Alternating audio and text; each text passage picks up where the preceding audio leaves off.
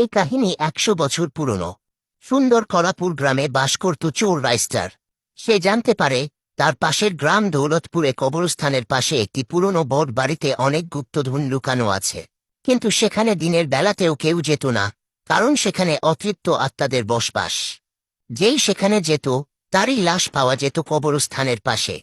এক রাতে কলাপুর গ্রামের সকলে ঘুমিয়ে পড়ার পর লোভী রাইস্টার চুরি করার উদ্দেশ্যে দৌলতপুর গ্রামের পথে রওনা দেয়। চারিদিকে নিস্তব্ধতা। হঠাৎ রাইস্টারের কানে ভেসে আসে বট ঘরের ভেতর কেউ যেন কান্না করছে।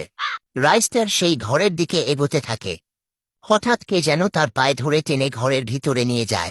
এদিকে সকাল হয়ে যায়। গ্রামের লোকেরা দেখে কবরস্থানের পাশে পড়ে আছে রাইস্টারের লাশ। অন্যদিকে রাইস্টারের বন্ধু জ্ঞানী গেমি যখন তার মৃত্যুর খবর পায়, সে খুব কষ্ট পায়।